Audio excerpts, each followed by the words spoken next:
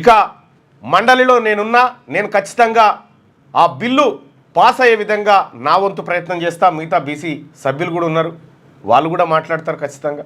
కానీ ఒక్కసారి గుర్తుపెట్టుకోండి, బీసీ ప్రజాప్రతినిధులమైనటువంటి మన జాతులకు, మన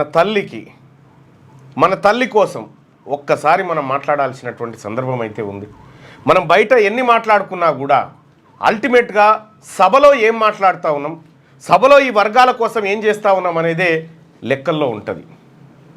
తెలంగాణ రాష్ట్ర ప్రభుత్వానికి కూడా రిక్వెస్ట్ చేస్తూ ఉన్నా, ఈ బిల్లుకు ఎలాంటి ఆటంకం లేకుండా విపక్షాల నుంచి కానీ భారతీయ జనతా పార్టీ సభ్యుల నుంచి కానీ ఎలాంటి ఆటంకం లేకుండా ఈ బిల్లు పాస్ కావాలి.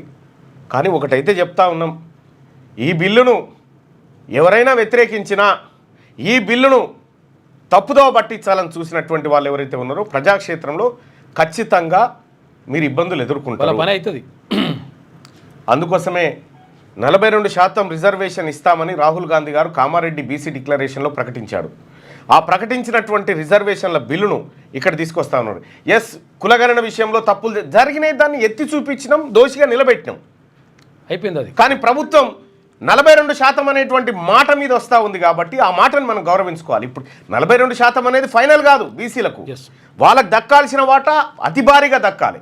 కానీ ఫస్ట్ మనం ఎప్పుడైతే మండల కమిషన్ ఇచ్చినటువంటి నివేదిక ఆధారంగా 27% రిజర్వేషన్ తీసుకున్నాము, ఇప్పుడు కూడా 42 తీసుకొని మళ్ళొక దానికోసం మనం పోరాటం చేయాల్సినటువంటి అవసరం ఉంటుంది. కాబట్టి దయచేసి అందరికీ దండం పెట్టి చెప్తా ఉన్నా, బీసీ ప్రజాప్రతినిధులందరికీ, అన్న ఈ ఒక్కరోజన్నా మన జాతుల కోసం మనమందరం కూడా కలిసికట్టుగా, పార్టీలకు అతీతంగా మనమంతా కలిసికట్టుగా ఉండాలని చెప్పి, మన ప్రజలకు మనం భరోసాగా నిలబడాలని చెప్పి మీ అందరినీ రిక్వెస్ట్ చేస్తూ ఉన్నా. సో దానికోసం మీ అందరు కూడా ఇవాళ అన్నదమ్ముల్లాగా మనమంతా అన్నదమ్ముల్లాగా ఆ బిల్లులను పాస్ చేసుకొని ఎలాంటి ఆటంకాలు లేకుండా, ఎలాంటి ఇబ్బందులు లేకుండా మన వంతు ప్రయత్నం చేద్దాం. ఎందుకంటే ఇప్పటిదాకా మన సభలో కూర్చొని అనేకమైనటువంటి మనకు సంబంధం లేని బిల్లుల్లో ఎన్నో పాస్ చేసినాం, కానీ మన కోసం వస్తున్నటువంటి ఒక బిల్లును, అలాగే ఎస్సీ వర్గీకరణ బిల్లు కూడా బీసీ ఎమ్మెల్యేలారా, సోదరులారా, మనమందరం కూడా సపోర్ట్ చేయాలి. ఆ సపోర్ట్ చేసి మన ఎస్సీ సోదరులకు జరిగేటువంటి ఆ చర్చలో మనం పాల్గొనాలి. ఆ ఎస్సీ సోదరుల బిల్లుకు కూడా మనం మద్దతు చేయాలి.